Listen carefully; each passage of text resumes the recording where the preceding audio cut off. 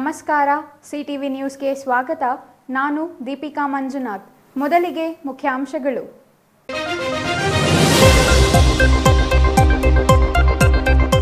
ಬೇಸಿಗೆ ಆರಂಭದಲ್ಲಿಯೇ ವಿಜೃಂಭಿಸುತ್ತಿರುವ ಕಾಡ್ಗಿಚ್ಚು. ಮೊನ್ನೆ ಅರಣ್ಯ ಇಲಾಖೆ ಆವರಣ, ಇಂದು ನಂದಿಗಿರಿಧಾಮದ ತಪ್ಪಲಿನಲ್ಲಿ ಬೆಂಕಿಯ ರುದ್ರ ನರ್ತನಕ್ಕೆ ಅಪಾರ ಪ್ರಮಾಣದ ಅರಣ್ಯ ಭಸ್ಮ, ವನ್ಯಜೀವಿಗಳಿಗೂ ಕುತ್ತು. ಹೆತ್ತವರ ಆಸ್ತಿಗಾಗಿ ಮಗನ ಪರದಾಟ, ನ್ಯಾಯಾಲಯದ ಆದೇಶವಿದ್ದರೂ ಪಟ್ಟು ಬಿಡದ ಪುತ್ರ. ತಂದೆ ತಾಯಿ ಆಸ್ತಿಗಾಗಿ ಹೋರಾಟ ನಡೆಸುತ್ತಿರುವ ಮಗನಿಂದ ಸುದ್ದಿಗೋಷ್ಠಿ. ರಾಜ್ಯ ಬ್ರಾಹ್ಮಣ ಮಹಾಸಭಾ ಪದಾಧಿಕಾರಿಗಳ ಆಯ್ಕೆಗೆ ಏಪ್ರಿಲ್ 13ಕ್ಕೆ ಚುನಾವಣೆ. ರಾಜ್ಯಾಧ್ಯಕ್ಷ ಸ್ಥಾನಕ್ಕೆ ರಘುನಾಥ್, ಕಾರ್ಯಕಾರಿ ಸಮಿತಿ ಸದಸ್ಯರಾಗಿ ಜಿಲ್ಲೆಯಿಂದ ಪ್ರಕಾಶ್ ಸ್ಪರ್ಧೆ. ಬ್ರಾಹ್ಮಣ ಸಂಘದ ಒಗ್ಗಟ್ಟಿನ ಜಪ.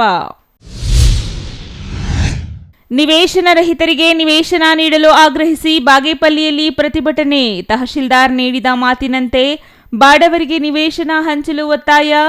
ಎಐಕೆಎಸ್ ಸಂಘಟನೆಯಿಂದ ಹೋರಾಟ. ವಾರ್ತೆಗಳ ವಿವರ. ಬೇಸಿಗೆಯಲ್ಲಿ ಬೆಂಕಿ ದುರಂತಗಳು ನಡೆಯುವುದು ಸಹಜ. ಆದರೆ ಪ್ರಸ್ತುತ ಸಾಲಿನಲ್ಲಿ ಬೇಸಿಗೆ ಆರಂಭದಲ್ಲಿಯೇ ಬೆಂಕಿ ದುರಂತಗಳು ತೀವ್ರ ರೂಪ ತಾಳಿದ್ದು, ಮುಂದಿನ ದಿನಗಳಲ್ಲಿ ಪರಿಸ್ಥಿತಿ ಏನಾಗಲಿದೆ ಎಂಬ ಆತಂಕಕ್ಕೆ ಕಾರಣವಾಗಿದೆ. ಅದರಲ್ಲೂ ಅರಣ್ಯ ಬೆಂಕಿ ಬೀಳುವುದು ಸಾಮಾನ್ಯವಾಗಿದ್ದು, ವನ ಸಂಪತ್ತು ಕಾಪಾಡಲು ಅರಣ್ಯ ಇಲಾಖೆ ಮುನ್ನೆಚ್ಚರಿಕೆ ಕ್ರಮಗಳನ್ನು ವಹಿಸದಿದ್ದರೆ ಅಪಾಯ ಕಟ್ಟಿಟ್ಟ ಬುತ್ತಿ ಎಂಬ ಪರಿಸ್ಥಿತಿ ನಿರ್ಮಾಣವಾಗಿದೆ.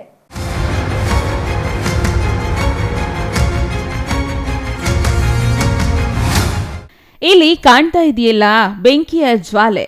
ಇದು ಚಿಕ್ಕಬಳ್ಳಾಪುರ ತಾಲೂಕಿನ ವಿಶ್ವ ಪ್ರಸಿದ್ಧ ಪ್ರವಾಸಿ ತಾಣ ನಂದಿಗಿರಿಧಾಮದ ಬುಡದಲ್ಲಿ ಬಿದ್ದಿರುವ ಬೆಂಕಿ.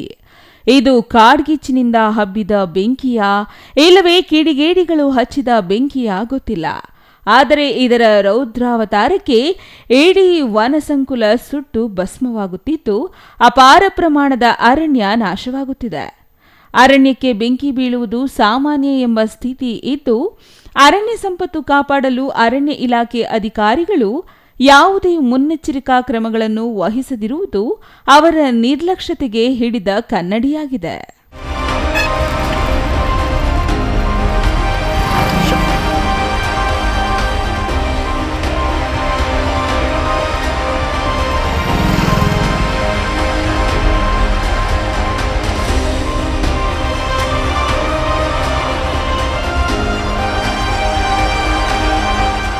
ಚಿಕ್ಕಬಳ್ಳಾಪುರದ ಸುತ್ತ ನಂದಿಗಿರಿ, ಸ್ಕಂದಗಿರಿ ಸೇರಿದಂತೆ ಪಂಚಗಿರಿಗಳಿದ್ದು, ಇವೆಲ್ಲವೂ ಮೀಸಲು ಅರಣ್ಯ ವ್ಯಾಪ್ತಿಗೆ ಸೇರಿವೆ. ಇದರ ಜೊತೆಗೆ ಈರತಿಮ್ಮಮ್ಮನ ಕಣಿವೆ ಅರಣ್ಯ ಪ್ರದೇಶವೂ ಇದ್ದು, ಪ್ರತಿ ವರ್ಷದ ಬೇಸಿಗೆಯಲ್ಲಿ ಆಕಸ್ಮಿಕ ಬೆಂಕಿಗೆ ಈ ಎಲ್ಲ ಅರಣ್ಯ ಪ್ರದೇಶಗಳಲ್ಲಿಯೂ ಬೆಳೆದು ನಿಂತ ಅಪಾರ ಪ್ರಮಾಣದ ಅರಣ್ಯ ಸಂಪತ್ತು ಸುಟ್ಟು ಭಸ್ಮವಾಗುತ್ತಲೇ ಇದೆ. ಜೊತೆಗೆ ಈ ಅರಣ್ಯ ಪ್ರದೇಶದಲ್ಲಿರುವ ವನ್ಯಜೀವಿಗಳಿಗೂ ಈ ಕಾಡ್ಗಿಚ್ಚು ಶಾಪವಾಗಿ ಪರಿಣಮಿಸಿದ್ದು, ಹಲವು ಪ್ರಾಣಿ ಪಕ್ಷಿಗಳು ಬೆಂಕಿಯ ಜ್ವಾಲೆಗೆ ಸಿಲುಕಿ ಮೃತಪಟ್ಟರೆ, ಇನ್ನೂ ಹಲವು ಪ್ರಾಣಿ ಪಕ್ಷಿಗಳು ಈ ಅರಣ್ಯ ತೊರೆದು ದೂರ ಹೋಗುವ ಸ್ಥಿತಿ ನಿರ್ಮಾಣವಾಗಿದೆ. ಬೇಸಿಗೆಯಲ್ಲಿ ಅರಣ್ಯಕ್ಕೆ ಬೆಂಕಿ ಆವರಿಸುವ ವಿಚಾರ ಸಾಮಾನ್ಯವಾಗಿದ್ದು, ಬೆಂಕಿಗೆ ಆರಂಭಕ್ಕೂ ಮುನ್ನವೇ ರಾಷ್ಟ್ರೀಯ ಉದ್ಯಾನಗಳಾದ ಬಂಡೀಪುರ, ದಾಂಡೇಲಿ ಸೇರಿದಂತೆ ಹಲವು ಅರಣ್ಯಗಳ ರಕ್ಷಣೆಗಾಗಿ ಅರಣ್ಯ ಇಲಾಖೆ ಮುನ್ನೆಚ್ಚರಿಕಾ ಕ್ರಮಗಳನ್ನು ವಹಿಸುತ್ತದೆ.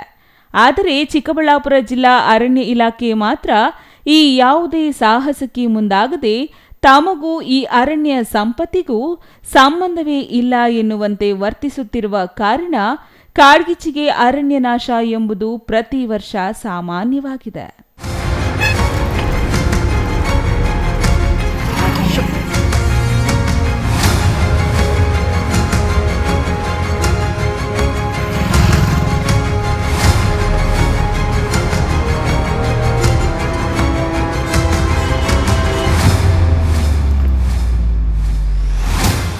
ಪ್ರಸ್ತುತ ಕಣಿವೆ ಬಸವಣ್ಣ ದೇವಾಲಯದ ಸಮೀಪ ಅರಣ್ಯಕ್ಕೆ ಬೆಂಕಿ ಬಿದ್ದಿದ್ದು, ಇದು ನಂದಿಗಿರಿಧಾಮ ಸೇರಿದಂತೆ ಇತರೆ ಅರಣ್ಯ ಪ್ರದೇಶಕ್ಕೆ ಹಬ್ಬುವ ಆತಂಕ ಎದುರಾಗಿದೆ. ಬೆಂಕಿಯ ಕೆನ್ನಾಲಿಗೆಗೆ ಕಾಡಿನ ಗಿಡ ಮರಗಳು ಹೊತ್ತಿ ಹೊರಿಯುತ್ತಿದ್ದು, ಕಾಡ್ಗಿಚ್ಚಿಗೆ ಪ್ರಾಣಿ ಪಕ್ಷಿಗಳು ಸುಟ್ಟು ಕರಕಲಾಗುತ್ತಿವೆ. ಕಾಡ್ಗಿಚ್ಚು ಇಡೀ ನಂದಿಗಿರಿಧಾಮವನ್ನ ಆವರಿಸುವ ಸಾಧ್ಯತೆ ಇದ್ದರೂ ಇದಕ್ಕೂ ತಮಗೂ ಸಂಬಂಧವೇ ಇಲ್ಲ ಎನ್ನುವಂತೆ ಅರಣ್ಯ ಇಲಾಖೆ ಜಾಣ ಮೌನ ಪ್ರದರ್ಶಿಸುತ್ತಿದೆ. ಇತ್ತೀಚೆಗೆ ಚಿಕ್ಕಬಳ್ಳಾಪುರ ಹೊರವಲಯದ ಸುಲಾಲಪ್ಪದಿನ್ನೆ ಪ್ರದೇಶದ ಅರಣ್ಯ ಇಲಾಖೆಯಲ್ಲಿಯೇ ಬೆಂಕಿ ಕಾಣಿಸಿಕೊಂಡಿತ್ತು. ದಾಳಿಯಲ್ಲಿ ವಶಕ್ಕೆ ಪಡೆದಿರುವ ಬೆಲೆಬಾಳುವ ಮರದ ದಿಮ್ಮಿಗಳನ್ನು ರಕ್ಷಿಸಿಕೊಳ್ಳಲು ಅಧಿಕಾರಿಗಳು ತೀವ್ರ ಸಾಹಸ ಪಟ್ಟಿದ್ದರು. ಅಲ್ಲದೆ ಜಿಲ್ಲೆಯಲ್ಲಿ ಅಗ್ನಿಶಾಮಕ ವಾಹನವೂ ಇಲ್ಲದೆ ಶಿಡ್ಲಘಟ್ಟ ಮತ್ತು ದೇವನಹಳ್ಳಿಯಿಂದ ಕರೆಯಿಸಿ ಬೆಂಕಿ ನಂದಿಸಲು ಮುಂದಾಗಿದ್ದರು.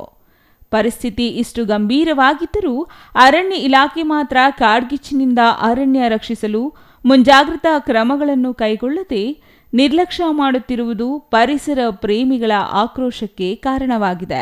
ಈಗಲಾದರೂ ಅರಣ್ಯ ಇಲಾಖೆ ಅಧಿಕಾರಿಗಳು ಎಚ್ಚೆತ್ತು ಕಾಡ್ಗಿಚ್ಚಿನಿಂದ ಕಾಡು ರಕ್ಷಿಸಲು ಮುಂಜಾಗ್ರತಾ ಕ್ರಮಗಳನ್ನು ವಹಿಸುವ ಮೂಲಕ ಅಪಾರ ವನಸಂಪತ್ತು ಕಾಪಾಡಬೇಕಾಗಿದೆ.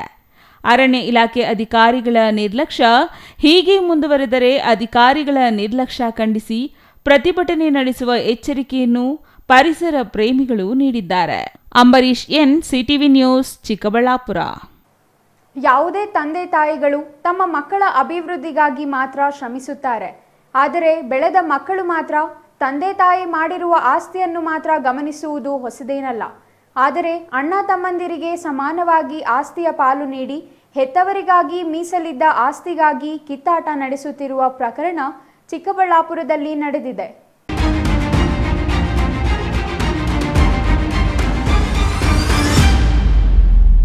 ಚಿಕ್ಕಬಳ್ಳಾಪುರದ ಪತ್ರಕರ್ತರ ಭವನದಲ್ಲಿ ಇಂದು ನಡೆದ ಸುದ್ದಿಗೋಷ್ಠಿಯಲ್ಲಿ ಮಾತನಾಡಿದ ತೌಡನಹಳ್ಳಿಯ ವಿಜಯಕುಮಾರ್ ದಂಪತಿಗಳು ಪೊಲೀಸರಿಂದ ಮತ್ತು ತಮ್ಮ ತಾಯಿ ಅಣ್ಣನಿಂದಲೇ ಕಿರುಕುಳ ಅನುಭವಿಸಲಾಗುತ್ತಿದೆ ಎಂದು ಆರೋಪಿಸಿದರು. ಆದರೆ ವಾಸ್ತವ ವಿಚಾರಗಳನ್ನು ಗಮನಿಸಿದಾಗಲೇ ಅಸಲಿ ವಿಚಾರಗಳು ಹೊರಬಂದಿದ್ದು, ವಿಜಯಕುಮಾರ್ ಸೇರಿದಂತೆ 4 ಮಂದಿ ಅಣ್ಣ ತಮ್ಮಂದಿರಿಗೂ ಆಸ್ತಿಯನ್ನು ಸಮವಾಗಿ ಪಾಲು ಮಾಡಿಕೊಡಲಾಗಿದೆ. ತಂದೆ ತಾಯಿಯನ್ನು ಕೊನೆಗಾಲದಲ್ಲಿ ಮಕ್ಕಳು ನೋಡಿಕೊಳ್ಳಲಿ ಎಂಬ ಉದ್ದೇಶದಿಂದ 1.24 ಎಕರೆ ಭೂಮಿಯನ್ನು ಅವರ ತಂದೆ ತಾಯಿ ಪಾಲಿಗೆ ನೀಡಲಾಗಿದೆ. ಇದನ್ನು ಪ್ರಶ್ನಿಸಿ ವಿಜಯಕುಮಾರ್ ಹೈಕೋರ್ಟ್ ಮೊರೆ ಹೋಗಿದ್ದು, ಹೈಕೋರ್ಟ್ ಕೂಡ ಎಸಿ ನ್ಯಾಯಾಲಯದಲ್ಲಿಯೇ ತೀರ್ಮಾನಿಸಿಕೊಳ್ಳುವಂತೆ ಸೂಚನೆ ನೀಡಿದೆ. ಆದರೆ ವಿಜಯಕುಮಾರ್ ಅವರು ಜಮೀನು ಬಿಟ್ಟುಕೊಡದ ಕಾರಣ ಮತ್ತೆ ಎಸಿಯವರಿಗೆ ವಿಜಯಕುಮಾರ್ ಅವರ ತಾಯಿ ಅಂಜನಾದೇವಿ ಎಂಬುವವರು ದೂರು ನೀಡಿದ್ದಾರೆ. ಇದರಿಂದ ಕಂದಾಯ ಅಧಿಕಾರಿಗಳು ಕಳುಹಿಸಿ ಜಮೀನು ಹದ್ದುಬಸ್ತು ಗುರುತಿಸಿ ಅಂಜನಾದೇವಿ ಅವರ ವಶಕ್ಕೆ ಜಮೀನು ನೀಡುವಂತೆ ಸೂಚಿಸಿದ್ದರೂ ವಿಜಯಕುಮಾರ್ ಮಾತ್ರ ಜಮೀನು ಬಿಟ್ಟಿಲ್ಲ. ಇದರಿಂದ ತಮ್ಮ ಜಮೀನು ತಮಗೆ ಕೊಡಿಸುವಂತೆ ತಾಯಿ ಅಂಜನಾದೇವಿ ಪೊಲೀಸರಿಗೆ ಮೊರೆ ಹೋಗಿದ್ದು, ಪೊಲೀಸರು ಕೂಡಲೇ ಜಮೀನು ಬಿಡುವಂತೆ ವಿಜಯಕುಮಾರ್ ಅವರಿಗೆ ಸೂಚನೆ ನೀಡಿದ್ದಾರೆ. ಪೊಲೀಸರ ವಿರುದ್ಧವೇ ಜಿಲ್ಲಾ ಪೊಲೀಸ್ ವರಿಷ್ಠಾಧಿಕಾರಿಯವರಿಗೆ ವಿಜಯಕುಮಾರ್ ದಂಪತಿಗಳು ದೂರು ನೀಡಲು ಹೋಗಿದ್ದು, ಈ ವೇಳೆ ಎಸ್ಪಿ ಕುಶಾಲ್ ಚೌಕ್ಸೆ ಅವರು ಇದು ಸಿವಿಲ್ ವಿಚಾರವಾಗಿದ್ದು ನ್ಯಾಯಾಲಯದ ಆದೇಶದಂತೆ ನಡೆದುಕೊಳ್ಳುವಂತೆ ಸೂಚಿಸಿದ್ದಾರಂತೆ. ಆದರೆ ಜಮೀನಿನಲ್ಲಿ ಪ್ರಸ್ತುತ ಬೆಳೆ ಇಡಲಾಗಿದ್ದು, ಬೆಳೆ ಪಡೆಯುವವರೆಗೂ ಬಿಡುವಂತೆ ವಿಜಯಕುಮಾರ್ ದಂಪತಿಗಳು ಸುದ್ದಿಗೋಷ್ಠಿಯಲ್ಲಿ ಮನವಿ ಮಾಡಿದರು. ಆದರೆ ಇವರ ಮನವಿಗೆ ಅವರ ತಾಯಿ ಮತ್ತು ಸಹೋದರ ಒಪ್ಪುತ್ತಾರಾ ಇಲ್ಲವಾ ಎಂಬ ಪ್ರಶ್ನೆಗಳಿಗೆ ಇನ್ನೂ ಉತ್ತರ ಸಿಕ್ಕಿಲ್ಲ.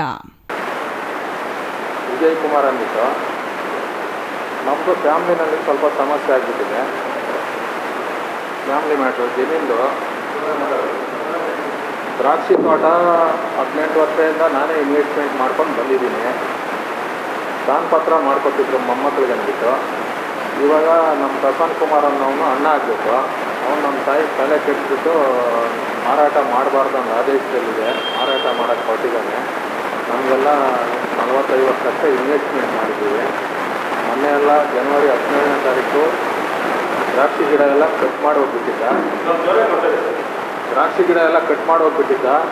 ಇವಾಗ ಮತ್ತೆ ವಾಟರ್ ಪಂಪು ಎಲ್ಲ ಮಾಡಿದ್ದೀವಿ. ಬೆಳೆ ಇದೆ, ಹೀರೆ ಗಿಡ, ಸೊರೆ ಗಿಡ, ದ್ರಾಕ್ಷಿ ಗಿಡ ಎಲ್ಲ ಇದೆ. ಇವಾಗ ಬೆಳೆ ಹಾನಿ ಮಾಡಬೇಕು, ವಾಟರ್ ಪಂಪ್ ಎಲ್ಲ ಮುಚ್ಚಬೇಕಂತ ಹೇಳ್ಬಿಟ್ಟು ಪ್ರಯತ್ನ ಪಡ್ತಾ ಇದ್ದೇನೆ. ನಾವು SP ಸಾಹೇಬ್ರಿಗೂ ನಂದಿ ಸ್ಟೇಷನಲ್ಲೆಲ್ಲ ಕಂಪ್ಲೇಂಟ್ ಕೊಟ್ಟಿದ್ದೀವಿ. ಸಿವಿಲ್ ಕೋರ್ಟಲ್ಲೂ ಕೇಸ್ ಇದೆ, DC ಕೋರ್ಟಲ್ಲೂ ಕೇಸ್ ಇದೆ. ಕೇಸುಗಳಿಂದ ಇತ್ಯರ್ಥ ಆಗಿಲ್ಲ. ನಾವು ಹೈಕೋರ್ಟ್ವರೆಗೂ ಅಪೀಲ್ ಆಗ್ತಾಯಿದ್ದೀವಿ. ನಮ್ಗೆ ಸ್ವಲ್ಪ ಕಾಲಾವಕಾಶ ಬೇಕು, ಬೆಳೆ ಇದೆ ಅಂತ ಹೇಳಿದ್ದೀವಿ. ಅವ್ರು ನಂದಿ ಸ್ಟೇಷನ್ ಅವರು ಹರೀಶ್ ಸಾರು ಮೊನ್ನೆ 1 ಗಂಟೆಗೆ ಕರೆಸ್ಬಿಟ್ಟು JCB ಎಲ್ಲ ಕರ್ಕೊಂಡು ಬಂದು ಇದು ಮಾಡಿ ಮುಚ್ಚಕ್ಕೆ ಬಂದಿದ್ದ. ನಾವು ಗಲಾಟೆ ಮಾಡಿ ಸ್ಟೇಷನ್ ಹತ್ರ ಬನ್ನಿ ಕಾಲಾವಕಾಶ ಕೊಡಿಸ್ತೀನಿ ಅಂತ ಹೇಳಿದ್ರು. ನ್ಯಾಯ ಮಾಡ್ತೀವಿ. ಸರಿ ಆಯ್ತು ಅಂತ ಹೇಳ್ಬಿಟ್ಟು ಸ್ಟೇಷನ್ ಹತ್ರ ಹೋದ್ರೆ ಏನು ಮಾಡಿದ್ರು, ನಮ್ಮ 1 ಗಂಟೆಗೆ ಕರೆಸ್ಕೊಂಡು ನಮ್ಮನ್ನು 7 ಗಂಟೆವರೆಗೂ ಸ್ಟೇಷನ್ನಲ್ಲೇ ಲಾಕ್ ಮಾಡಿ ಬಿಡ್ದಿರ ಅಲ್ಲೇ ಇಟ್ಕೊಂಡಿದ್ರು. ಸರಿ 7 ಗಂಟೆನಲ್ಲಿ ಸರಿ ಬೆಳೆ ಬರೋವರೆಗೂ ನಾವು ಕಾಲಾವಕಾಶ ಕೊಡ್ತೀವಿ, 3 ತಿಂಗಳು ಬೆಳೆ ಬರೋವರೆಗೂ, ಆಮೇಲೆ ನೀವು ಬಿಡಬೇಕಪ್ಪ ಅಂದರು. ಸರಿ ಆಯಿತು ಹಂಗೆ ಮಾಡೋಣ ಅಂತ ಹೇಳಿದೆ ನಾನು. ನಿನ್ನೆ ಹೋದರೆ ತಿರುಗಿ ಅನ್ಯಾಯ ಇಲ್ಲ, ಇಲ್ಲ ಬಿಡೋದಕ್ಕಾಗಲ್ಲ, ಪೊಸಿಷನ್ ಅವ್ರು ಬಿಟ್ಬಿಡಬೇಕು, ನಿಮ್ಮ ಜಮೀನೊಳಗೆ ಹೋಗಬಾರ್ದು, ಅವರಿಷ್ಟ ಏನಾನ ಮಾಡ್ಕೊಳ್ತಾರೆ, ಇಲ್ಲಿಂದ FIR ಮಾಡ್ತೀನಿ, ನಿಮ್ಮ ಮಕ್ಕಳ ಮೇಲೆ ಎಲ್ಲ FIR ಮಾಡ್ತೀನಿ, ನಮಗೆಲ್ಲ ರಕ್ಷಣೆ ಕೊಡ್ತಾಯಿಲ್ಲ, ಇನ್ವಾಲ್ವ್ ಆಗಿಬಿಟ್ಟು ಏನೋ ರಕ್ಷಣೆ ಕೊಡ್ತೀರಾ ನಮಗೆ ಎಲ್ಲ ಇದು ಮಾಡ್ತಾರೆ. SP ಸಾಹೇಬ್ರಿಗೆ ಕಂಪ್ಲೇಂಟ್ ಕೊಟ್ಟಿದ್ದೀವಿ, SP ಸಾಹೇಬ್ರಿಗೆ ಹೇಳ್ತೀನಿ ಅಂತ ಹೇಳಿದ್ರೆ, SPಗೆಲ್ಲ ನೀವು CM ಹತ್ರನೇ ಹೋಗೋ, ಬೇಕಾಗಿದ್ದರೆ FIR ಮಾಡ್ತೀವಿ, ನಿಮ್ಮ ಜಮೀನೊಳಗೆ ಹೋಗ್ಬಾರ್ದು, ಅದು ಇದು ಅಂತಾರೆ. SP ಸಾಹೇಬ್ರು ನಮ್ಮ ಕಾಲಾವಕಾಶ ಕೊಡ್ತೀವಿ ಅಂತ ಕಾಲಾವಕಾಶ ನಾವು ಕಂಪ್ಲೇಂಟ್ ಎಲ್ಲ ಕೊಟ್ಟಿದ್ದೀವಿ, ಕಾಲಾವಕಾಶ ಕೇಳಿದ್ದೀವಿ, ಆಯ್ತು ನಾನು ಹೇಳ್ತೀನಿ ಅಂತ ಹೇಳಿದ್ದಾರೆ. SP ಸಾಹೇಬ್ರೆಲ್ಲ ಹೇಳಿದ್ದಾರೆ. ಇವರು ನಂದಿ ಸ್ಟೇಷನ್ ಅವ್ರು ತರಿಸ್ಬಿಟ್ಟು ಮೊನ್ನೆ 2 ದಿವಸ ತರಿಸ್ಬಿಟ್ಟು ಮೊನ್ನೆ ನ್ಯಾಯ ಕೊಡಿಸ್ತೀವಿ, ಟೈಮ್ ಕೊಡಿಸ್ತೀವಿ ಅಂತ ಹೇಳ್ಬಿಟ್ಟು ಟೈಮು ಕೊಡಲ್ಲ, FIR ಮಾಡ್ತೀವಿ, ಅದು ಇದು ಅಂತ ಹೇಳ್ತಾರೆ. ನಾವು ಇನ್ವೆಸ್ಟ್ಮೆಂಟ್ ಮಾಡಿದ್ವಿ, 40-50 ಲಕ್ಷ ಇನ್ವೆಸ್ಟ್ಮೆಂಟ್ ಮಾಡಿದ್ದೀವಿ. ನಾವು ಜಮೀನು ಬೇಕಾದರೆ ನಮ್ಮ ಕೋರ್ಟಲ್ಲಿ ಏನು ತೀರ್ಮಾನ ಆದರೂ ನಾವು ಅದಕ್ಕೆ ಬದ್ಧವಾಗಿರ್ತೀವಿ. ನಾವು ಇನ್ವೆಸ್ಟ್ಮೆಂಟ್ ಮಾಡಿದ್ದೀವಿ, ಕೋರ್ಟಲ್ಲಿ ಬೆಲೆ ಇದೆ, ಅದಕ್ಕೆ ನಮಗೆ ಕಾಲಾವಕಾಶ ಬೇಕು, ಬೆಲೆ ತಗೊಳ್ಳೋವರೆಗೂ ನಮಗೆ ಟೈಮ್ ಬೇಕು. Ambareesh N, CTV news, Chikkaballapur.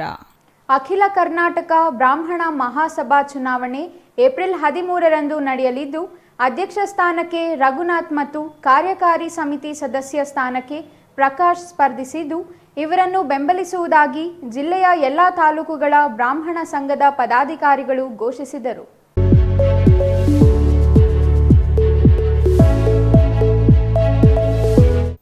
Chikkaballapur ಪತ್ರಕರ್ತರ ಭವನದಲ್ಲಿ ಇಂದು ನಡೆದ ಸುದ್ದಿಗೋಷ್ಠಿಯಲ್ಲಿ ಮಾತನಾಡಿದ ಬ್ರಾಹ್ಮಣ ಸಂಘದ ಪದಾಧಿಕಾರಿಗಳು, ಈ ಹಿಂದೆ ರಾಜ್ಯಾಧ್ಯಕ್ಷ ಸ್ಥಾನಕ್ಕೆ ಸ್ಪರ್ಧಿಸಿ ಅಲ್ಪ ಮತಗಳ ಅಂತರದಲ್ಲಿ ಪರಾಭವಗೊಂಡಿರುವ ರಘುನಾಥ್ ಅವರು ಸಮುದಾಯದ ಏಳಿಗೆಗಾಗಿ ಹಲವಾರು ಕಾರ್ಯಕ್ರಮಗಳನ್ನು ಹಮ್ಮಿಕೊಂಡಿರುವ ಜೊತೆಗೆ ತಮ್ಮ ಸ್ವಂತ ಹಣದಲ್ಲಿ ಸಮುದಾಯದ ಅಭಿವೃದ್ಧಿಗಾಗಿ ಶ್ರಮಿಸುತ್ತಿದ್ದಾರೆ.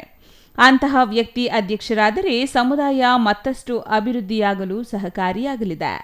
ಹಾಗಾಗಿ ರಘುನಾಥ್ ಅವರನ್ನು ಗೆಲ್ಲಿಸಲು ಜಿಲ್ಲೆಯ ಎಲ್ಲಾ ತಾಲೂಕುಗಳ ಬ್ರಾಹ್ಮಣ ಸಂಘದ ಪದಾಧಿಕಾರಿಗಳು ನಿರ್ಧರಿಸಿರುವುದಾಗಿ ಘೋಷಿಸಿದರು. ಇನ್ನು ಕಾರ್ಯಕಾರಿ ಸಮಿತಿ ಸ್ಥಾನವೊಂದು ಚಿಕ್ಕಬಳ್ಳಾಪುರ ಜಿಲ್ಲೆಗೆ ಮೀಸಲಿದ್ದು, ಈ ಸ್ಥಾನಕ್ಕೆ ಪಲಿಚೆರ್ಲು ಪ್ರಕಾಶ್ ಅವರನ್ನು ಕಣಕ್ಕಿಳಿಸಲಾಗುತ್ತಿದೆ. ಪ್ರಕಾಶ್ ಅವರು ಸಮುದಾಯದ ಏಳಿಗೆಗಾಗಿ ಸದಾ ಚಿಂತಿಸುವವರಾಗಿದ್ದು, ಅಂತಹವರ ಕ್ರಿಯಾಶೀಲ ವ್ಯಕ್ತಿಗಳು ಸಂಘದ ಜವಾಬ್ದಾರಿ ವಹಿಸಿಕೊಂಡಲ್ಲಿ ಸಮುದಾಯದ ಅಭಿವೃದ್ಧಿಗೆ ಸಹಕಾರಿಯಾಗಲಿದೆ ಎಂಬ ಉದ್ದೇಶದಿಂದ ಅವರನ್ನು ಕಣಕ್ಕಿಳಿಸಲಾಗಿದ್ದು, ಇವರ ವಿರುದ್ಧ ಯಾರೂ ಸ್ಪರ್ಧೆ ಮಾಡದಿದ್ದರೆ ಅವಿರೋಧವಾಗಿ ಆಯ್ಕೆ ನಡೆಯಲಿದೆ ಎಂದರು. ಇನ್ನು ರಾಜ್ಯಾಧ್ಯಕ್ಷ ಸ್ಥಾನದ ಆಕಾಂಕ್ಷಿಯಾಗಿರುವ ರಘುನಾಥ್ ಅವರು ಪ್ರಣಾಳಿಕೆಯನ್ನು ಬಿಡುಗಡೆ ಮಾಡಿದ್ದು, ಅವರು ಅಧ್ಯಕ್ಷರಾದರೆ ಕೇಂದ್ರ ಸರ್ಕಾರ ಈಗಾಗಲೇ ಘೋಷಣೆ ಮಾಡಿರುವ ಆರ್ಥಿಕವಾಗಿ ಹಿಂದುಳಿದಿರುವ ಮೇಲ್ಜಾತಿಗೂ ಮೀಸಲಾತಿಯನ್ನು ತರಲು ಶ್ರಮಿಸಲಾಗುವುದು. ಬ್ರಾಹ್ಮಣ ಸಮುದಾಯದಲ್ಲಿ ಆರ್ಥಿಕವಾಗಿ ಹಿಂದುಳಿದಿರುವ ಕುಟುಂಬಗಳಿಗೆ ಸರ್ಕಾರದ ಯೋಜನೆಗಳನ್ನು ತಲುಪಿಸುವುದು, ವೃದ್ಧಾಪ್ಯ ವೇತನ ಸೇರಿದಂತೆ ಇತರೆ ವಿಚಾರಗಳ ಬಗ್ಗೆ ಶ್ರಮಿಸುವ ಭರವಸೆಯನ್ನು ಪ್ರಣಾಳಿಕೆಯಲ್ಲಿ ನೀಡಿರುವುದಾಗಿ ಹೇಳಿದರು. ಅಲ್ಲದೆ ಗ್ರಾಮೀಣ ಪ್ರದೇಶದಲ್ಲಿ ಪೌರೋಹಿತ್ಯ ಮಾಡುತ್ತಿರುವ, ಕೃಷಿ ಮಾಡುತ್ತಿರುವ ತ್ರಿಮೃತಸ್ಥ ಬ್ರಾಹ್ಮಣ ಸಮುದಾಯದ ವರರಿಗೆ ವಧುಗಳನ್ನು ಹುಡುಕುವ ಕೆಲಸವನ್ನು ಮಾಡಲಾಗುವುದು. ಬಡ ಬ್ರಾಹ್ಮಣ ಕುಟುಂಬಗಳನ್ನು ಆರ್ಥಿಕವಾಗಿ ಸದೃಢಗೊಳಿಸಲು ಸರ್ಕಾರದ ಯೋಜನೆಗಳನ್ನು ತಲುಪಿಸುವ ಜೊತೆಗೆ ಸಂಘದಿಂದಲೂ ಮತ್ತಷ್ಟು ಸಹಾಯ ಮಾಡಲಾಗುವುದು. ಬೆಂಗಳೂರಿನ ದೇವೇಗೌಡ ಪೆಟ್ರೋಲ್ ಬಂಕ್ ಸಮೀಪ ಇರುವ ಬ್ರಾಹ್ಮಣ ಮಹಾಸಭಾ ಜಾಗದಲ್ಲಿ ವಾಣಿಜ್ಯ ಸಂಕೀರ್ಣ ನಿರ್ಮಿಸಿ ಸಂಘದ ಆದಾಯ ಹೆಚ್ಚಿಸುವ ಜೊತೆಗೆ ಹಾಗೆ ಬಂದ ಆದಾಯದಲ್ಲಿ ಸಮುದಾಯದ ಅಭಿವೃದ್ಧಿಗೆ ಮೀಸಲಿಡುವುದಾಗಿ ಪ್ರಣಾಳಿಕೆಯಲ್ಲಿ ಹೇಳಿದ್ದು, ಅವರನ್ನು ರಾಜ್ಯಾಧ್ಯಕ್ಷರನ್ನಾಗಿ ಮಾಡಲು ಎಲ್ಲರೂ ಅವರೊಂದಿಗೆ ಕೈಜೋಡಿಸುವುದಾಗಿ ಹೇಳಿದರು. ಏಪ್ರಿಲ್ 13ರ ಭಾನುವಾರದಂದು ಬ್ರಾಹ್ಮಣ ಮಹಾಸಭಾದ ಚುನಾವಣೆ ನಡೆಯಲಿದ್ದು, ಜಿಲ್ಲೆಯ ಬ್ರಾಹ್ಮಣ ಮತದಾರರಿಗೆ ಈವರೆಗೂ ಆಗುತ್ತಿದ್ದ ತೊಂದರೆ ತಪ್ಪಿಸಲು ಚಿಕ್ಕಬಳ್ಳಾಪುರ ಜಿಲ್ಲಾ ಕೇಂದ್ರದಲ್ಲಿಯೇ ಮತದಾನ ನಡೆಯಲಿದೆ ಎಂದು ಹೇಳಿದರು. ನಗರದ ಭಾರತೀ ವಿದ್ಯಾಸಂಸ್ಥೆಯಲ್ಲಿ ಮತದಾನ ನಡೆಯಲಿದ್ದು, ಅಂದು ಜಿಲ್ಲೆಯ ಎಲ್ಲ ಬ್ರಾಹ್ಮಣ ಮಹಾಸಭಾ ಸದಸ್ಯರು ಆಗಮಿಸಿ ಮತದಾನ ಮಾಡುವ ಮೂಲಕ ಸಮುದಾಯದ ಅಭಿವೃದ್ಧಿಗೆ ಶ್ರಮಿಸುವಂತೆ ಮನವಿ ಮಾಡಿದರು. ಅದೇ ರೀತಿ ಈ ಸಲ ಚುನಾವಣೆ ಪ್ರತಿ ಸಲ ನಾವು ಬೆಂಗಳೂರಿಗೆ ಹೋಗಬೇಕಾಗಿತ್ತು. ಆದರೆ ಈ ಸಲ ಹೊಸದಾಗಿ ನಮ್ಮ ಜಿಲ್ಲೆಯಲ್ಲೇ ಚಿಕ್ಕಬಳ್ಳಾಪುರದಲ್ಲಿ ಭಾರತೀಯ ವಿದ್ಯಾ ಕೇಂದ್ರದಲ್ಲಿ ಈ ಸಲ ಚುನಾವಣೆ ನಡೀತಾ ಇದೆ. ಬೆಳಗ್ಗೆ 8ರಿಂದ 4 ಗಂಟೆ ತನಕ ನಡೀತಾ ಇದೆ. ಎಲ್ಲರೂ ಈ ಸಲ ಈ ಚುನಾವಣೆಯಲ್ಲಿ ನಮ್ಮ ಜಿಲ್ಲೆಯಾದ್ಯಂತ ಒಮ್ಮತದಿಂದ ನಾವು ಅಧ್ಯಕ್ಷೀಯ ಸ್ಥಾನಕ್ಕೆ ರಘುನಾಥ್ ಅವರಿಗೆ ಬೆಂಬಲವನ್ನು ಸೂಚಿಸಬೇಕು ಅಂತ ಎಲ್ಲರೂ ಹೇಳಿದ್ದಾರೆ.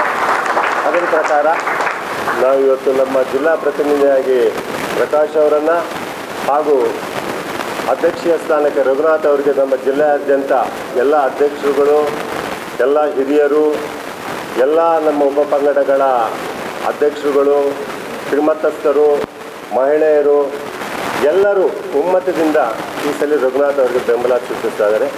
ಇದೊಂದು ದೊಡ್ಡ ಗುಣ ಇದೆ. ಯಾವುದೇ ಒಂದು ತೀರ್ಮಾನ ತಗೋಬೇಕು ಅಂದರೆ ಒಬ್ಬರೇ ತೀರ್ಮಾನ ತಗೊಂಡಿದ್ದೀನಿ ಅಂತ ಹೇಳ್ತಕ್ಕಂಥ ಮನುಷ್ಯರಲ್ಲ. 4 ಜನನ ಸೇರಿಸಿ ಎಲ್ಲರನ್ನ ಒಗ್ಗೂಡಿಸಿ ಅವರ ಅಭಿಪ್ರಾಯನ ಸಂಗ್ರಹಣೆ ಮಾಡಿ ಯಾವುದೇ ತೀರ್ಮಾನ ತಗೊಳ್ಳತಕ್ಕಂಥ ವ್ಯಕ್ತಿ ನಮಗೆ ಇವತ್ತಿನ ದಿವಸ ಅಧ್ಯಕ್ಷ ಸ್ಥಾನಕ್ಕೆ ನಿಂತಿದ್ದಾರೆ. ಅವರಿಗೆ ಮತ್ತು ರಘುನಾಥ್ ಅವರಿಗೆ ಮತ್ತು ನನಗೆ ನಿಮ್ಮ ಬೆಂಬಲವನ್ನು ಕೊಟ್ಟು ನಿಮ್ಮೆಲ್ಲ ಸೇವೆಗೆ ನಮಗೆ ಅವಕಾಶ ಮಾಡಿಕೊಡ್ಬೇಕು ಅಂತ ನಿಮ್ಮಲ್ಲಿ ನಾನು ಕೇಳ್ಕೊಳ್ತಾ ಇದ್ದೀನಿ. Ambareesh N, CTV news, Chikkaballapur. Bagepalli ತಹಸೀಲ್ದಾರ್ ಕಚೇರಿ ಮುಂದೆ ಎಐಕೆಎಸ್ ತಾಲೂಕು ಸಮಿತಿಯಿಂದ ನಿವೇಶನ ರಹಿತ ಬಡವರಿಗೆ ನಿವೇಶನ ಮಂಜೂರಾತಿಗೆ ಒತ್ತಾಯಿಸಿ ಬುಧವಾರ ಪ್ರತಿಭಟನೆ ನಡೆಸಲಾಯಿತು.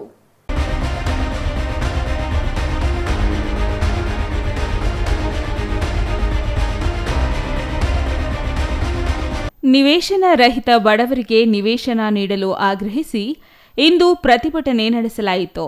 ಈ ವೇಳೆ ಮಾತನಾಡಿದ ಎಐಕೆಎಸ್ ರಾಜ್ಯ ಸಂಚಾಲಕ ಕೆವಿ ರಾಮಚಂದ್ರ, ಬಾಗೇಪಲ್ಲಿ ಕ್ಷೇತ್ರ ಅತ್ಯಂತ ಹಿಂದುಳಿದಿದ್ದು ಸಮಗ್ರ ಅಭಿವೃದ್ಧಿ ಮತ್ತು ಜನರ ಮೂಲ ಸಮಸ್ಯೆಗಳಿಗೆ ಪರಿಹಾರ ಕಲ್ಪಿಸುವಲ್ಲಿ ತಾಲೂಕು ಆಡಳಿತ ವಿಳಂಬ, ಪಕ್ಷಾತೀತ ಮಾಡುತ್ತಿರುವುದು ಸ್ಪಷ್ಟವಾಗುತ್ತಿದೆ.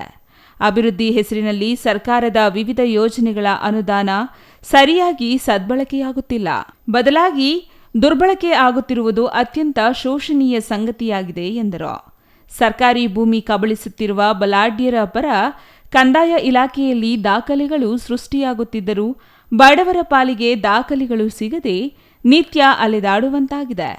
ಸರ್ಕಾರಿ ಭೂಮಿ ಸೇರಿದಂತೆ ಬಡ ರೈತರ ಭೂಮಿ ಮತ್ತು ಸಹಕಾರಿ ಭೂಮಿ ಕಬಳಿಸಿ ರಿಯಲ್ ಎಸ್ಟೇಟ್ ಮೂಲಕ ಕೋಟ್ಯಾಂತರ ರೂಪಾಯಿ ಆಕ್ರಮಣ ಆಸ್ತಿಗಳಿಗೆ ತಾಂಡವವಾಡುತ್ತಿದೆ. ಈ ಬಗ್ಗೆ ಸರ್ಕಾರ ಅಧಿಕಾರಿಗಳು ಮೌನ ವಹಿಸುತ್ತಿದ್ದಾರೆ ಎಂದು రామచంద్ర ఆరోపించారు. నిరంతరంగా ఎర్రజెండాలు పెట్టుకొని పోరాటం చేస్తూనే వచ్చినాము. ఎందుకంటే మీకు కొందరు తెలియకపోవచ్చు, ఇదే అఖిల భారత కిసాన్ సమితి ఏముందో ముందు 98లో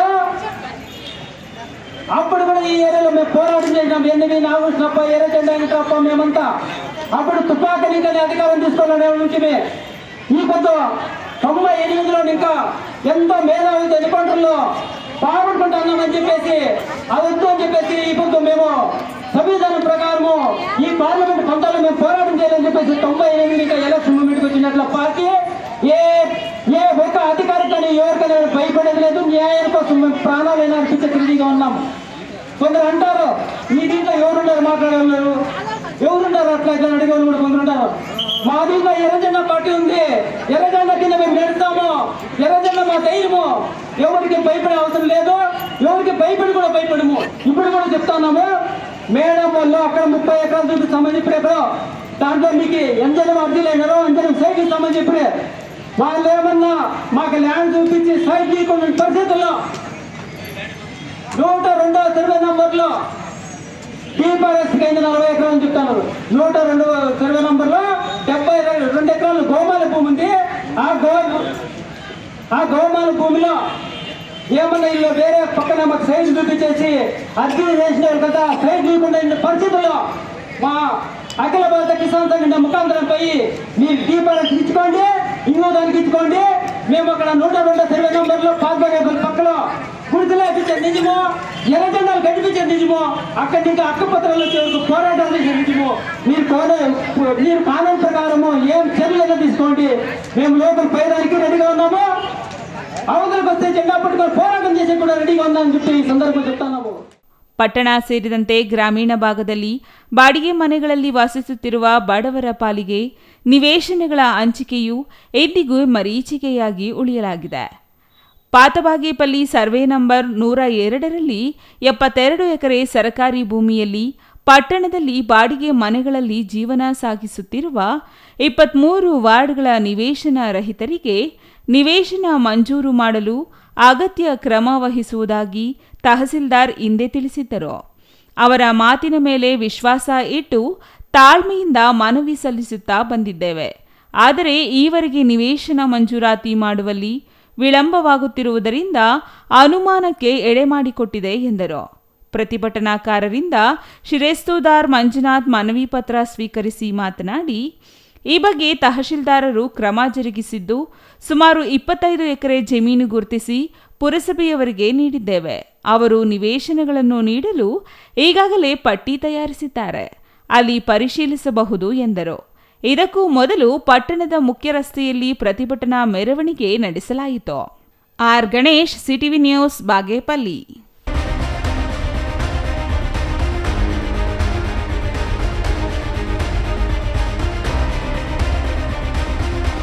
ಇದೀಗ ಚಿಕ್ಕದೊಂದು ವಿರಾಮದ ನಂತರ ಸಿಟಿವಿ ನ್ಯೂಸ್ ಮುಂದುವರಿಯಲಿದೆ. Jain mission hospital, Jain mission ಟ್ರಸ್ಟ್ನ ಲಾಭರಹಿತ ಉಪಕ್ರಮ, ಬಿಬಿ ರಸ್ತೆ, ಚಿಕ್ಕಬಳ್ಳಾಪುರ. ಇನ್ನು ಮುಂದೆ ಹೆಚ್ಚಿನ ಚಿಕಿತ್ಸೆಗಾಗಿ ಬೆಂಗಳೂರಿಗೆ ಹೋಗಬೇಕು ಎಂಬ ಚಿಂತೆ ಬೇಡ. ಚಿಕ್ಕಬಳ್ಳಾಪುರದ ಮೊಟ್ಟ ಮೊದಲ ಅತ್ಯಾಧುನಿಕ ತಂತ್ರಜ್ಞಾನ, ಗುಣಮಟ್ಟದ ವೈದ್ಯಕೀಯವನ್ನು ಒಳಗೊಂಡ ಏಕೈಕ ಆಸ್ಪತ್ರೆ ಜೈನ್ ಮಿಷನ್ ಹಾಸ್ಪಿಟಲ್.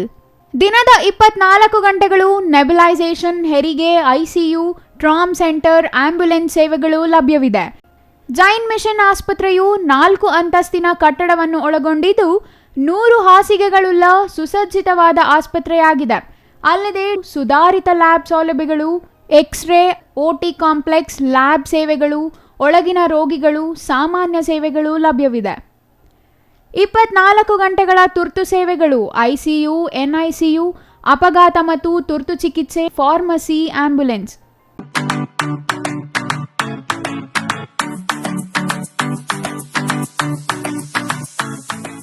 ವಿಷಯ ಗೊತ್ತಾಯ್ತಾ? ಮನೆ ಇಂಟೀರಿಯರ್ಸ್ಗೂ ಸಹ ಇವಾಗ EMI ಪೇ ಮಾಡಬಹುದು. ಮನೆ ಕಚ್ಚಿದ ಮೇಲೆ ಇಂಟೀರಿಯರ್ಗೆ ತುಂಬಾನೇ ತಲೆ ಕೆಡ್ಸ್ಕೊತೀವಿ. ಯುನೀಕ್ ಆಗಿರ್ಬೇಕು, ಡಿಫ್ರೆಂಟ್ ಆಗಿರ್ಬೇಕು, ಮಾಡರ್ನ್ ಆಗಿರ್ಬೇಕು ಅಂತ. ಇದಕ್ಕೆಲ್ಲ ಒಂದು ಸೂಪರ್ ಸೊಲ್ಯೂಷನ್ ಕೊಡಬೇಕು ಅಂದ್ರೆ SMH hardware and innovations Chikkaballapur. ಇಡೀ ಬ್ಯಾಂಗ್ಳೂರಲ್ಲಿ ಕಂಪೇರ್ ಮಾಡಿದ್ರೆ ಇವ್ರು ಕೊಡೋ ರೇಟ್ಸ್ ತುಂಬಾನೇ ಅಫೋರ್ಡಬಲ್. ಇವ್ರದೇ ಆದಂತ ಸ್ವಂತ ಮ್ಯಾನುಫ್ಯಾಕ್ಚರಿಂಗ್ ಯೂನಿಟ್ ಇದೆ. Make in India, 25 years of experience. 80% of their clients ಬ್ಯಾಂಗ್ಳೂರಲ್ಲೇ ಇರೋದು. ನಿಮ್ ಮನೆಗೆ ಬಂದು ವಿಸಿಟ್ ಮಾಡಿ ನಿಮ್ಗೆ ನೀಟ್ ಆಗಿ ಡಿಸೈನ್ ಮತ್ತು ಎಕ್ಸ್ಪ್ಲನೇಷನ್ ಮಾಡಿ ಯಾವ ತರ ಮಾಡಬಹುದು ಅಂತ ಕ್ಲಾರಿಟಿನೂ ಕೊಡ್ತಾರೆ. ಇಂಟೀರಿಯರ್ಸ್ ಗೆ ಬೇಕಿರೋ ಎಲ್ಲ ಐಟಮ್ ಇವ್ರ ಹತ್ರ ಸಿಗುತ್ತೆ. You will get it at the very very best price ಅಂತಾನೆ ಹೇಳ್ಬೋದು. ಮನೆ ಹೊಸಲಿಂದ ಹಿಡಿದು ಹಾಲ್, ಬೆಡ್ರೂಮ್, ಕಿಚನ್ ಎಲ್ಲಾನು ಇವ್ರ ಹತ್ರ ನೀಟ್ ಆಗಿ ಡಿಸೈನ್ ಮಾಡ್ಕೋಬಹುದು. ಈ ವಿಡಿಯೋನ ಬೇಗ ನಿಮ್ ಫ್ರೆಂಡ್ಸ್ ಅಂಡ್ ಫ್ಯಾಮಿಲೀಸ್ಗೆ ಶೇರ್ ಮಾಡಿ, ತುಂಬಾನೇ ಯೂಸ್ ಆಗುತ್ತೆ.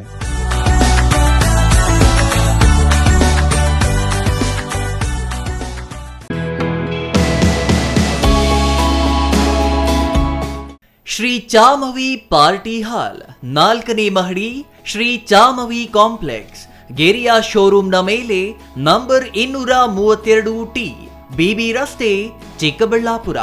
ನಿಮ್ಮ ಎಲ್ಲ ಶುಭ ಕಾರ್ಯಗಳಿಗೆ ಸುಸಜ್ಜಿತ ಪಾರ್ಟಿ ಹಾಲ್ ಚಿಕ್ಕಬಳ್ಳಾಪುರದಲ್ಲಿ ಸಿದ್ಧ. ಹುಟ್ಟುಹಬ್ಬ, ನಾಮಕರಣ, ಕಾರ್ಯಕ್ರಮ ಯಾವುದೇ ಇರಲಿ, ನಿಮ್ಮ ನಿರೀಕ್ಷೆಗೆ ತಕ್ಕ ಪಾರ್ಟಿ ಹಾಲ್. ಎಸಿ ಕೇಂದ್ರೀಕೃತ ಪಾರ್ಟಿ ಹಾಲ್, ಪ್ರೊಜೆಕ್ಟರ್ ಮತ್ತು ಪರದೆಯೊಂದಿಗೆ ಸಿದ್ಧವಾಗಿದೆ. ಎಐ ಸ್ಪೀಕರ್ಗಳಿಂದ ಆವೃತ, ಲಿಫ್ಟ್ ಕೂಡ ಲಭ್ಯವಿದೆ. 100 ಕಾರ್ಗಳಿಗೆ ಪಾರ್ಕಿಂಗ್ ವ್ಯವಸ್ಥೆ, ಪವರ್ ಬ್ಯಾಕಪ್, ಜನರೇಟರ್ ಲಭ್ಯ. ಕೂಡಲೇ ಸಂಪರ್ಕಿಸಿ 9916161691 9739702077. ವಿರಾಮದ ನಂತರ ಸಿಟಿವಿ ನ್ಯೂಸ್ಗೆ ಮತ್ತೆ ಸ್ವಾಗತ. ಒಳ ಮೀಸಲಾತಿ ಜಾರಿಗಾಗಿ ಮಾದಿಗ ಸಮುದಾಯಗಳ ಸ್ವಾಭಿಮಾನದ ಒಕ್ಕೂಟದಿಂದ ಮಾರ್ಚ್ 19ರಂದು ಬೆಂಗಳೂರಿನ ಫ್ರೀಡಂ ಪಾರ್ಕ್ನಲ್ಲಿ ಬೃಹತ್ ಪ್ರತಿಭಟನಾ ಸಮಾವೇಶದಲ್ಲಿ ಭಾಗವಹಿಸಲು ದೊಡ್ಡಬಳ್ಳಾಪುರ ತಾಲೂಕಿನಿಂದ ಸಮುದಾಯದ ಸಾವಿರಾರು ಮಂದಿ ಬಸ್ಗಳ ಮೂಲಕ ತೆರಳಿದರು.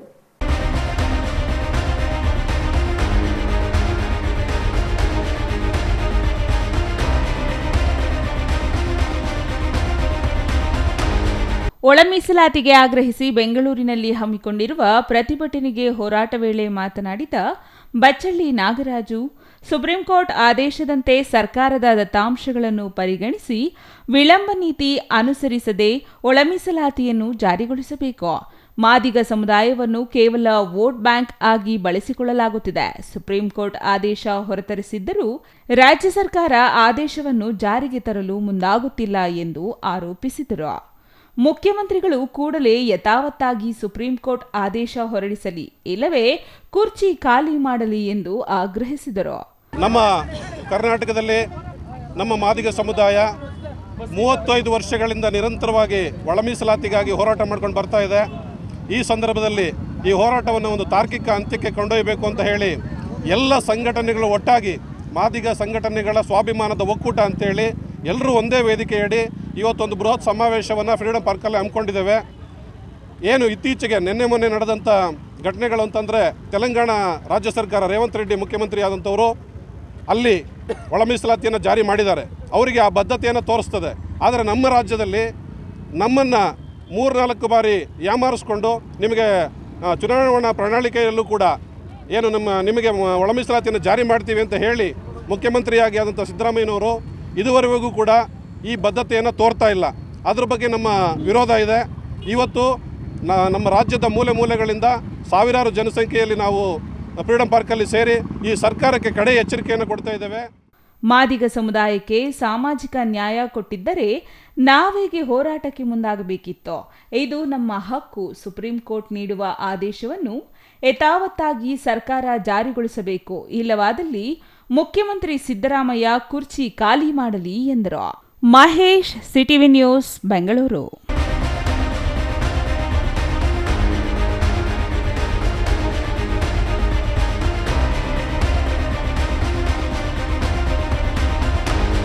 ಸುಮಾರು 13 ವರ್ಷಗಳ ಹಿಂದೆ ಧರ್ಮಸ್ಥಳದಲ್ಲಿ ನಡೆದ ಸೌಜನ್ಯ ಪ್ರಕರಣವನ್ನು ಮರುತನಿಖೆಗೆ ಆದೇಶಿಸಬೇಕೆಂದು ಒತ್ತಾಯಿಸಿ ಕರ್ನಾಟಕ ಭೀಮಾ ಸೇನೆಯಿಂದ ನಂಜನಗೂಡು ನಗರದ ಕೃಷಿ ಮಾರುಕಟ್ಟೆ ಸಭಾಂಗಣದಲ್ಲಿ ಮಾಧ್ಯಮಗೋಷ್ಠಿ ನಡೆಸಲಾಯಿತು.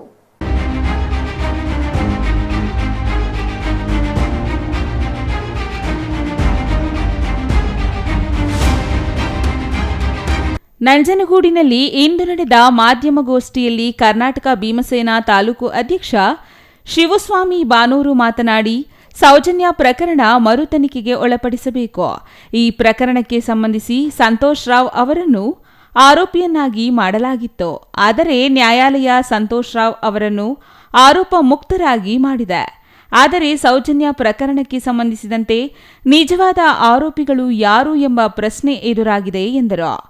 ಪ್ರಕರಣವನ್ನು ತನಿಖೆ ಮಾಡಿದ ಅಧಿಕಾರಿಗಳನ್ನು ತನಿಖೆಗೆ ಒಳಪಡಿಸಿದರೆ ನಿಜವಾದ ಆರೋಪಿಗಳು ಸಿಗಬಹುದು.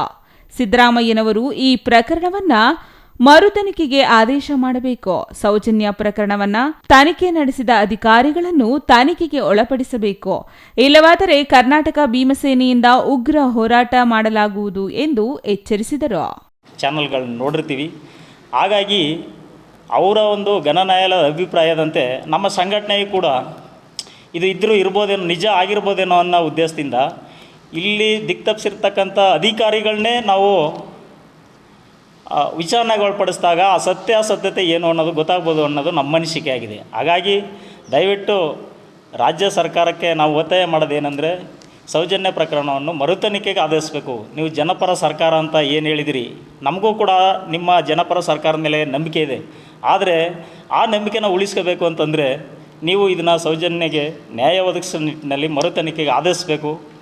ಇಲ್ಲವಾದಲ್ಲಿ ನಮ್ಮ ಸಂಘಟನೆಯು ನಮ್ಮ ರಾಜ್ಯಾಧ್ಯಕ್ಷರ ಆದೇಶದ ಮೇರೆಗೆ ಅವರ ಆದೇಶನ ನಾವು ಕೂಡ ಪಡ್ಕೊಂಡು ಇವತ್ತು ಮಾಧ್ಯಮಗೋಷ್ಠಿ ಮಾಡ್ತಾಯಿರೋ ಉದ್ದೇಶ, ಇಡೀ ರಾಜ್ಯಾದ್ಯಂತ ಒಂದು ವೇಳೆ ರಾಜ್ಯ ಸರ್ಕಾರ ಇದನ್ನು ಮರುತನಿಖೆಗೆ ಆದೇಶಿಸ್ತಿದೆ ಹೋದರೆ ಇಡೀ ರಾಜ್ಯಾದ್ಯಂತ ನಮ್ಮ ಕರ್ನಾಟಕ ಭೀಮಸೇನೆ ಸಂಘಟನೆಯು ಒಂದು ಅಂಚೆ ಚಳವಳಿ ಮೂಲಕ ರಾಷ್ಟ್ರಪತಿಯವರಿಗೆ ಮನವಿಯನ್ನು ಮಾಡಬೇಕು ಅಂತ ತೀರ್ಮಾನ ಮಾಡ್ಕೊಂಡಿದ್ದೀವಿ. Kumar, CTV news, Nanjangud.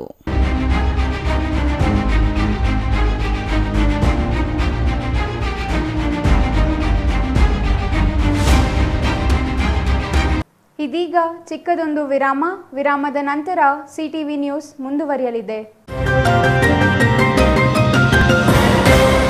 ಸಮಾರಂಭ ನಿಮ್ಮದು, ಪ್ರಚಾರ ನಮ್ಮದು.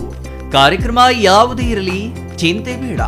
ನಿಮ್ಮ ಸಂತಸ ನೇರ ಪ್ರಸಾರ ಮಾಡಲು ನಾವು ready.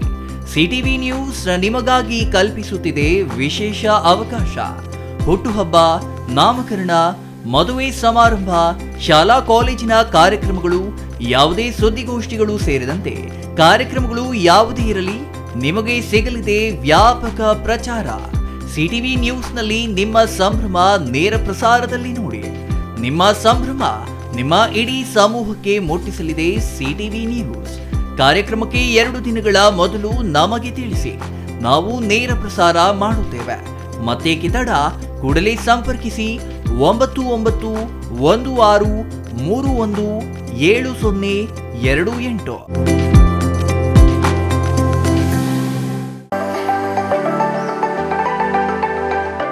Shri Manjunatha hardware and innovations 22 ವರ್ಷಗಳಿಂದ ಮಾರುಕಟ್ಟೆಯಲ್ಲಿ ಸುದೀರ್ಘ ಪಯಣ ಮತ್ತು ಗ್ರಾಹಕ ಹಾಗೂ ಎಂಜಿನಿಯರಿಂಗ್ಗಳ ನಂಬಿಕೆಯ ಆಯ್ಕೆ. ಅತ್ಯುತ್ತಮ ಗುಣಮಟ್ಟ, ಪ್ರಾಮಾಣಿಕ ಬೆಲೆ. Engineer choices, architect choices, corporates, house owners, carpenter choices, hardware dealers ಹಾಗೂ ಇನ್ನಿತರರಿಗೆ ಹೋಲ್ಸೇಲ್ ದರದಲ್ಲಿ ಸಿಗುವ ಸ್ಥಳವೇ ಶ್ರೀ ಮಂಜುನಾಥ ಹಾರ್ಡ್ವೇರ್ ಮತ್ತು ಇನ್ನೋವೇಷನ್ಸ್. ವಿವಿಧ ರೀತಿಯ ವಿನ್ಯಾಸಗಳುಳ್ಳ ಡೆಕೋರೇಟಿವ್, ಪ್ರೊಟೆಕ್ಟಿವ್, ಫಂಕ್ಷನಲ್ ಹಾಗೂ ಉತ್ತಮ ದರದಲ್ಲಿ ಗುಣಮಟ್ಟದ ಹಾರ್ಡ್ವೇರ್ ವಸ್ತುಗಳು ನಮ್ಮಲ್ಲಿ ದೊರಕುತ್ತದೆ. ವಿಳಾಸ: ರಿಲಯನ್ಸ್ ಪೆಟ್ರೋಲ್ ಬಂಕ್ ಹತ್ತಿರ, ಬಿಬಿ ರಸ್ತೆ, ಚಿಕ್ಕಬಳ್ಳಾಪುರ. ಮೊಬೈಲ್ ಸಂಖ್ಯೆ 9739393927. ಮತ್ತೊಂದು ಸಂಖ್ಯೆ 9008680303.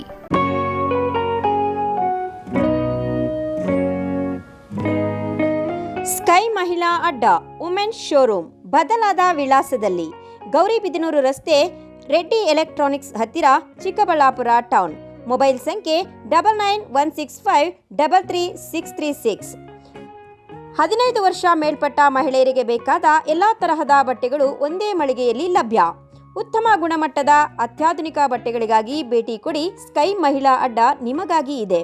1-2 ಪೀಸ್ ಕೊಂಡರೂ ಹೋಲ್ಸೇಲ್ ದರದಲ್ಲಿ ನೀಡುತ್ತೇವೆ. ಎಲ್ಲ ತರಹದ ಆಕರ್ಷಣೀಯ ಸೀರೆಗಳು, ಮನಮೆಚ್ಚುವಂತಹ ಸೀರೆಗಳು, ಟಾಪ್ಸ್, ಲೆಗಿನ್ಸ್, ರೆಡಿ ಡ್ರೆಸ್ಸಸ್, ಮಹಿಳೆಯರ ಒಳ ಉಡುಪುಗಳು ಲಭ್ಯ. ಮತ್ಯಾಕೆ ತಡ, ಒಮ್ಮೆ ಭೇಟಿ ಕೊಡಿ. ಸ್ಕೈ ಮಹಿಳಾ ಅಡ್ಡ, ಗೌರಿಬಿದನೂರು ರಸ್ತೆ, ರೆಡ್ಡಿ ಎಲೆಕ್ಟ್ರಾನಿಕ್ಸ್ ಹತ್ತಿರ, ಚಿಕ್ಕಬಳ್ಳಾಪುರ ಟೌನ್. ಮೊಬೈಲ್ ಸಂಖ್ಯೆ 9916533636.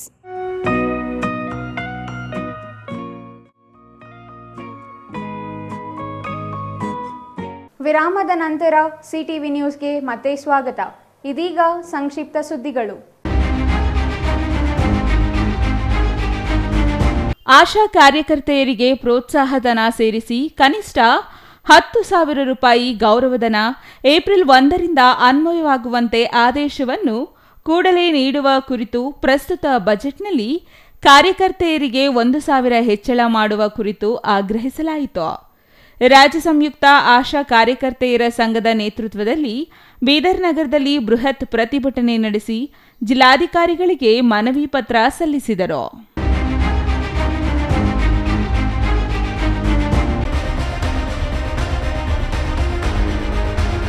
ಬೀದರ್ ಜಿಲ್ಲೆಯ ಔರಾದ್ ತಾಲೂಕಿನ ಕಪ್ಪೆಕೇರಿ ಬಳಿ ಬುಧವಾರ ಕಲ್ಯಾಣ ಕರ್ನಾಟಕ ಸಾರಿಗೆ ಸಂಸ್ಥೆಗೆ ಸೇರಿದ ಬಸ್ನಲ್ಲಿ ಆಕಸ್ಮಿಕವಾಗಿ ಬೆಂಕಿ ಕಾಣಿಸಿಕೊಂಡಿದೆ. ಬೆಂಕಿ ಕಾಣಿಸಿಕೊಂಡ ಕೆಲವೇ ಕ್ಷಣಗಳಲ್ಲಿ ಬಸ್ ಹೊತ್ತಿ ಹುರಿದಿದ್ದು, ಅದೃಷ್ಟವಶಾತ್ ಯಾವುದೇ ಸಾವು ನೋವು ಸಂಭವಿಸಿಲ್ಲ. ಬೆಂಕಿ ದುರಂತಕ್ಕೆ ಕಾರಣ ತಿಳಿದು ಬಂದಿಲ್ಲ.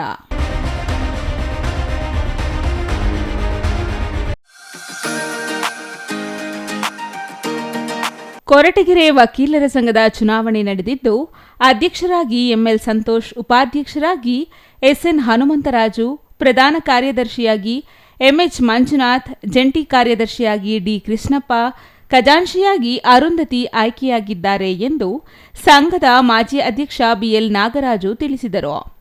ನೂತನ ಅಧ್ಯಕ್ಷ ಎಂಎಲ್ ಸಂತೋಷ್ ಮಾತನಾಡಿ, ವಕೀಲರ ಸಮಸ್ಯೆಗಳಿಗೆ ಪರಿಹಾರ ಒದಗಿಸಿ ವಕೀಲರ ಕ್ಷೇಮಾಭಿವೃದ್ಧಿಗೆ ಶ್ರಮಿಸುವುದಾಗಿ ಹೇಳಿದರು. ಕೊನೆಯದಾಗಿ ಮತ್ತೊಮ್ಮೆ ಮುಖ್ಯಾಂಶಗಳು.